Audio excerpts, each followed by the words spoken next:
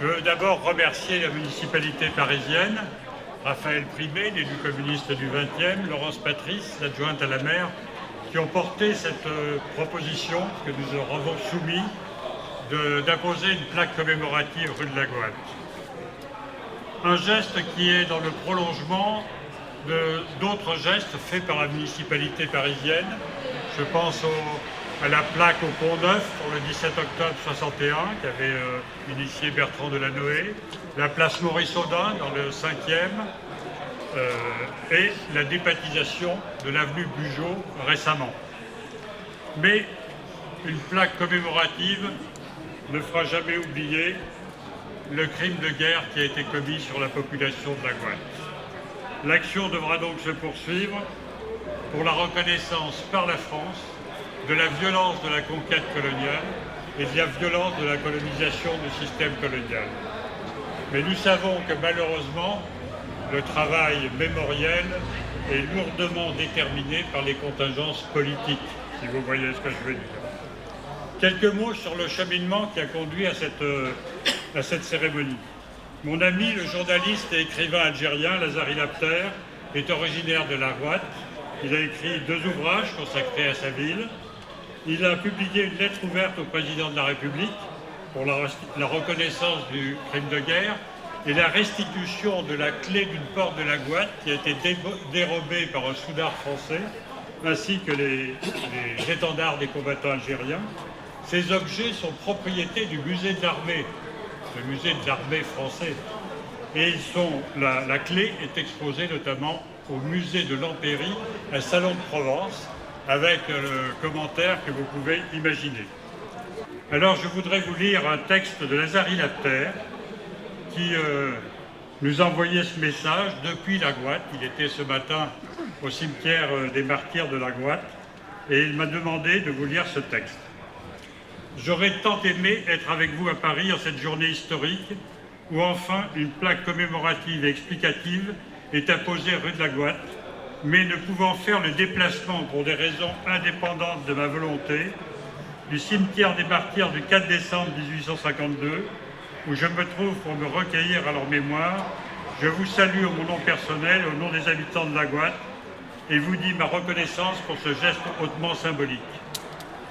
Il y a 172 ans, le 4 décembre 1852, un siècle avant ma naissance, la Gouatte, ma ville natale, après des semaines de siège sous ses remparts, était prise d'assaut par une armada de 6000 soldats de l'élite de l'armée française, aguerris et surarmés, conduits par les généraux criminels de guerre, Pélissier, Youssouf et Bouche-Carène de sinistre mémoire.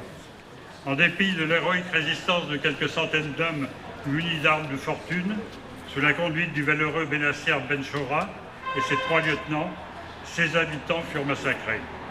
Plus de 3000 habitants sur 4000 âmes, selon le rapport fait à tête reposée par Pélissier lui-même, femmes, enfants, vieillards, juifs, musulmans, qui vivaient là côte à côte en parfaite harmonie depuis des siècles.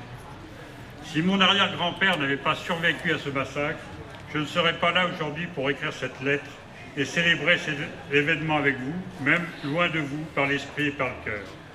Les 500 survivants, essentiellement des femmes, des enfants et des vieillards, furent traités comme des bêtes, emmenés 2 fois par jour à l'oued pour s'abreuver, maintenus en vie grâce à un biscuit sec par jour. Le gouverneur général Randon, dans une lettre adressée à son ministre de la Guerre, exprime en ces termes sa satisfaction. L'Empire vient d'être proclamé à la Gouatte par une brillante victoire. Je vous envoie sans perdre un seul instant le rapport émouvant de monsieur le général Pélissier sur ce brillant fait d'armes.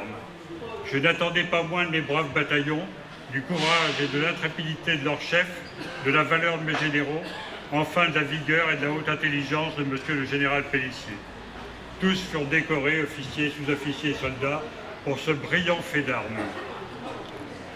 Brillant fait d'armes qui donnait lieu à un tédéum à l'église Saint-Louis, à la cathédrale Saint-Louis des Invalides, et, comme l'a dit Daniel, en 1864, ce haut fait d'armes sera célébré par l'attribution du nom de la Gouatte à cette rue du 18e.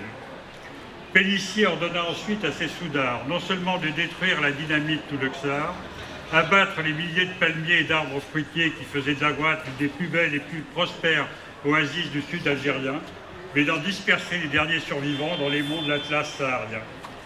Pélissier ordonna aussi à ses soldats d'enfermer une quarantaine de prisonniers, dont une femme, dans des sacs de jute et de les brûler vifs pour donner l'exemple aux populations du Sahara et les dissuader de toute velléité de résistance ou de soulèvement. Arrivé 6 mois après le massacre, en juin 1853, l'artiste peintre et écrivain Eugène Fromentin nous a légué un livre témoignage important sous le titre « Un été dans le Sahara » où il parle de la ville assassinée.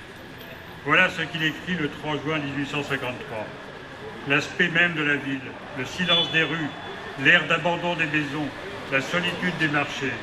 Je ne sais quoi de menaçant encore et de sombre vous avertit que ce lieu vient d'être le théâtre d'événements terribles, et même aux endroits les moins maltraités, tout indique une ville à moitié morte et de morts violentes, j'allais dire assassinées.